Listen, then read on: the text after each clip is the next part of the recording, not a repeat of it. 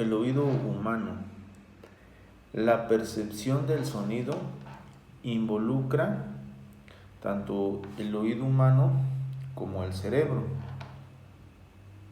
La función del oído consiste en recoger unas ondas de presión sonora y convertirlas en impulsos nerviosos. El cerebro es el encargado de procesar estos impulsos nerviosos para finalmente poder escuchar. El oído humano se compone del oído externo, del oído medio y del oído interno. El oído externo está formado por la oreja y el conducto auditivo externo, los cuales son los que se encargan de recoger el sonido del medio ambiente y lo dirigen al oído medio. El oído medio está formado por la membrana del tímpano y 3 pequeños huesos, llamado uno de ellos martillo, yunque y estribo. La función del oído medio es convertir las ondas sonoras en vibraciones mecánicas para transmitírselas al oído interno. Finalmente, el oído interno está formado por una serie de conductos en forma de espiral llamada caracol y se conecta directamente al cerebro. El oído interno convierte las vibraciones mecánicas en impulsos nerviosos y los envía al cerebro. Dentro de los conductos se encuentran más de 30.000 células en forma de cabello del tamaño microscópico que se conectan con las fibras nerviosas del cerebro. El cerebro, por otra parte, lo que hace es procesar los impulsos nerviosos y esto se traduce como la acción de escuchar. Todo este proceso inicia en el oído externo y termina en el cerebro.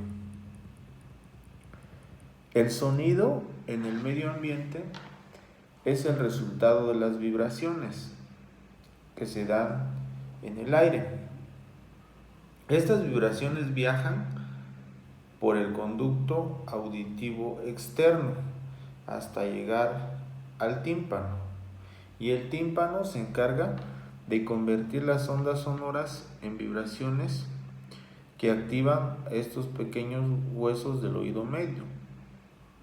El primer hueso, como ya lo mencionamos hace un momento, es el martillo, que golpea al segundo, que es llamado yunque, y finalmente pasa al tercer hueso, que es llamado estribo, el cual actúa como un pistón que empuja una serie de fluidos contenidos en el oído interno.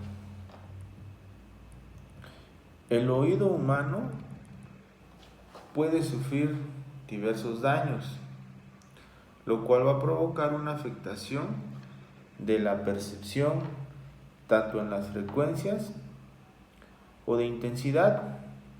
A través de los años el oído empieza a perder sensibilidad en la percepción de las frecuencias agudas.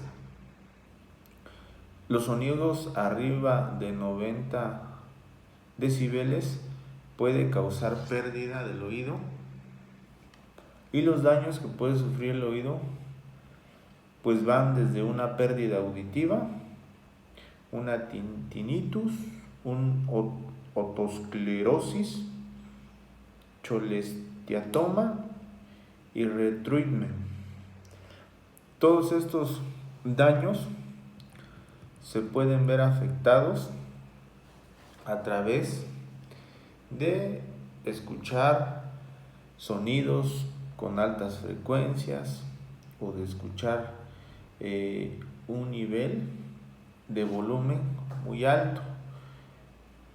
Estas 4 o 5 enfermedades son prácticamente las que permiten que el oído sufra ya sea una pérdida total o una pérdida parcial.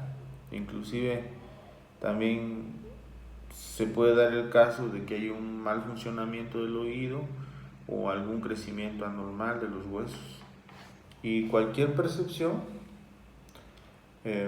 pueda incluso llegar a sentirse como si intensamente se estuviera reproduciendo o sonando.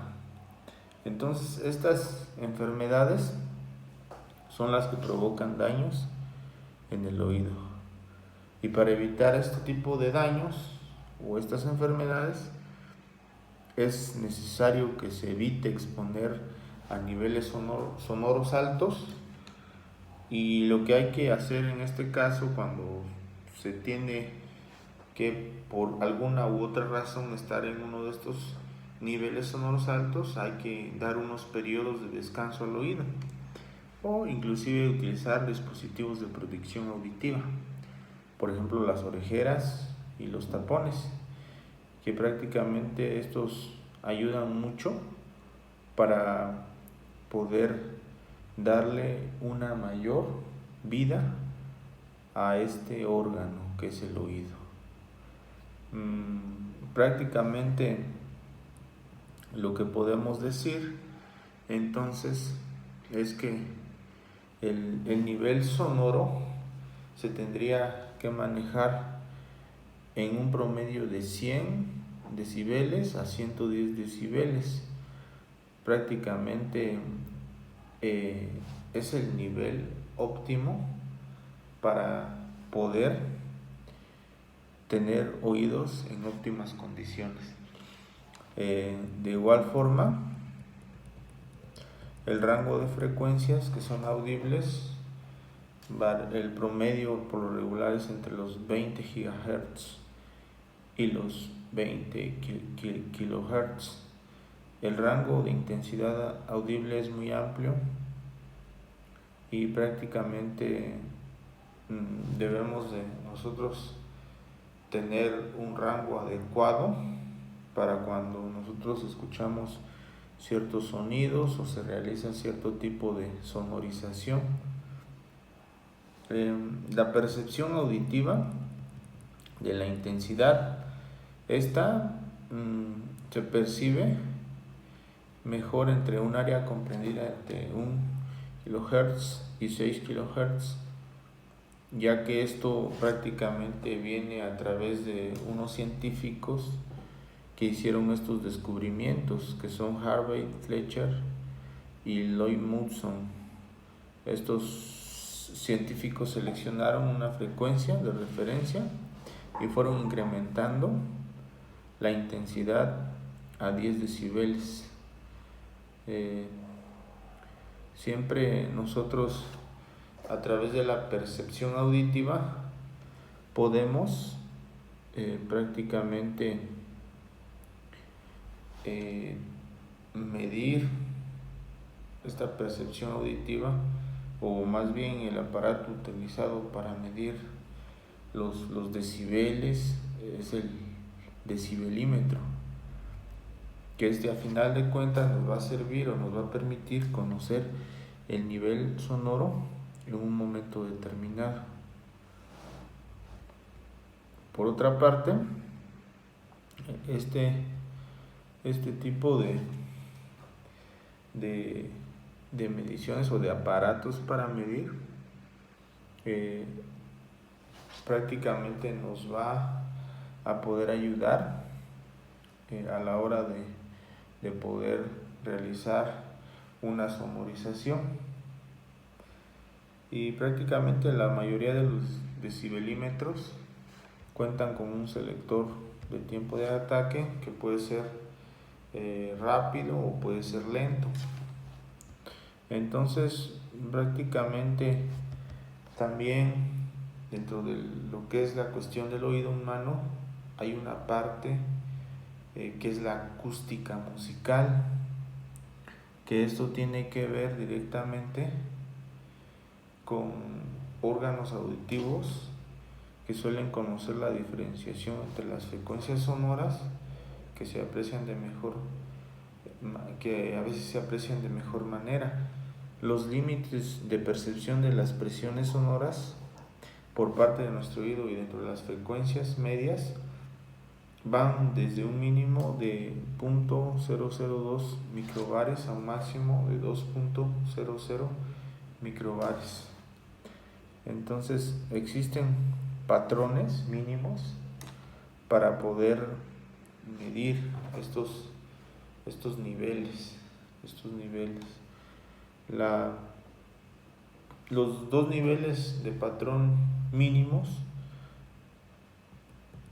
son el umbral de la audición y el umbral del dolor. El umbral de la audición es un nivel mínimo de sonido que la mayoría de personas puede percibir dentro de unas frecuencias determinadas, en tanto que el umbral del dolor es un nivel de presión sonora a partir del cual se causan ya molestias o dolor al oído por las frecuencias determinadas.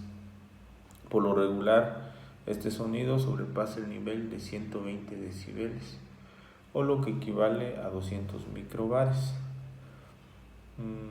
Finalmente, la acústica musical yo consideraría que es una rama específica que nos permite, en base a las condiciones del entorno sonoro en el cual se va a ecualizar, para tener una calidad óptima en el sonido a través del oído, van a influir muchos medios, como pueden ser si hay elementos sólidos, elementos líquidos, elementos cerrados, si es un auditorio, si es un teatro, si es el aire libre. Esta acústica musical nos va a permitir tener los elementos precisos para poder desarrollar y optimizar el nivel sonoro consistente en una calidad óptima que permita a los que están en ese evento tener una percepción equilibrada, una percepción óptima del sonido a través de los diferentes parámetros de medición que existen dentro de esta acústica musical, como va a ser el timbre musical, la tesitura y los armónicos, y prácticamente toda esta parte va a conformar lo que es la acústica musical. Entonces, con esto finalizamos esta exposición. Esperemos que sea de su agrado y tengan excelente día.